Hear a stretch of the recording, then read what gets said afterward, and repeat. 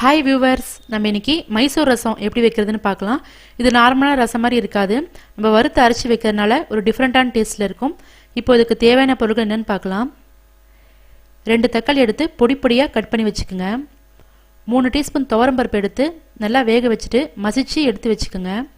ஒரு சின்ன கோலி குண்டளவு புளி எடுத்து வெதுவெதுப்பான நீரில் ஊற போட்டுருங்க.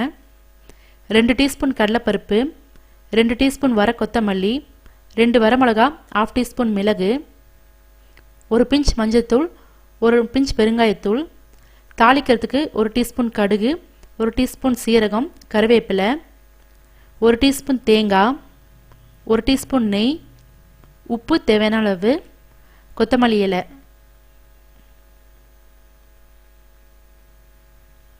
இப்போ முதல்ல இதுக்கு தேவையான ரசப்பொடி ரெடி பண்ணிக்கலாம். பேனில் ட்ரையாக கடலைப்பருப்பு போட்டு நல்லா வறுத்துக்குங்க. பொன்னிறமாக வர வரைக்கும் நல்லா வறுத்துக்குங்க.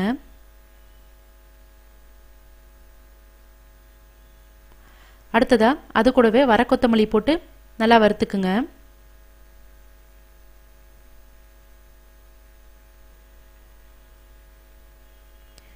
அதுக்கப்புறம் வரமிளகா, மிளகு இதையும் அது கூடவே போட்டு நல்லா வறுத்து எடுத்து வச்சுக்கோங்க.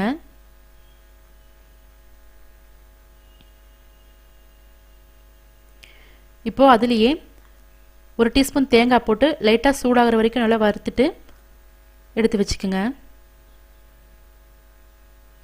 இப்போ நம்ம வறுத்த பொருள் எல்லாம் மிக்சியில் போட்டு நல்லா நைஸாக பவுடர் பண்ணிக்கலாம். இந்த மாதிரி நைஸாக பவுடர் பண்ணி வச்சுக்கோங்க. வடச்சட்டியில் நம்ம புளியை ஊற வச்ச புளியை கரைச்சி ஊற்றிக்குங்க. அடுத்ததாக கட் பண்ணி வச்சுருக்கிற தக்காளியை போட்டுக்குங்க. கருவேப்பிலை போட்டுக்குங்க. இது கூடவே மஞ்சள் தூள், பெருங்காயத்தூள் இது ரெண்டையும் போட்டுக்குங்க. தேவையான அளவு உப்பு போட்டுக்குங்க. இதெல்லாம் போட்டு நல்லா கலக்கி விட்டுட்டு அந்த புளி வாசம் போகிறதுக்காக ஒரு 1 நிமிஷம் கொதிக்க விடலாம். இப்போ பாருங்கள், 1 நிமிஷம் ஆயிடுச்சு, நல்லா கொதி வந்துருச்சு.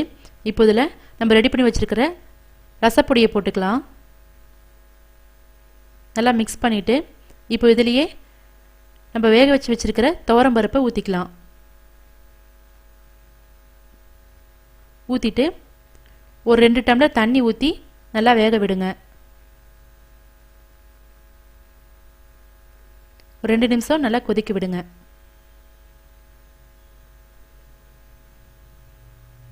இப்போ பாருங்கள், 2 நிமிஷத்தில் நல்லா கொதிக்குது. நம்ம அடுப்பு ஆஃப் பண்ணிடலாம். எப்பவுமே ரசம் வந்து ரொம்ப நேரம் கொதிக்க விடக்கூடாது, புளி வாசம் வந்துடும். ஒரு கொதி வந்தாலே போதும். அடுத்ததாக தாளித்து ஊற்றிடலாம். ஒரு பேனில் 1 டீஸ்பூன் நெய் எடுத்துக்குங்க. நெய் காஞ்சதுக்கப்புறம் கடுகு போட்டுக்குங்க. அடுத்ததாக சீரகம் போட்டுக்குங்க, கருவேப்பிலை இதெல்லாம் போட்டு நல்லா தாளிச்சிக்குங்க. இப்போ தாளித்து வச்சுருக்கிறத ரசத்தில் ஊற்றிடலாம்.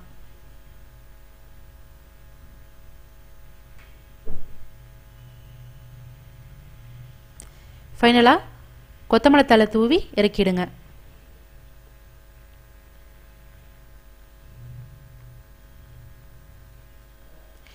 இப்போது சுவையான மைசூர் ரசம் ரெடி ஆயிடுச்சு. இது ரொம்ப டேஸ்ட்டாக இருக்கும்.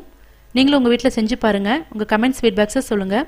உங்களுக்கு பிடிச்சிருந்தா உங்கள் ஃப்ரெண்ட்ஸ்க்கும் இந்த வீடியோவை ஷேர் பண்ணுங்கள். எங்கள் சேனலை சப்ஸ்கிரைப் பண்ணுங்கள். பாய்.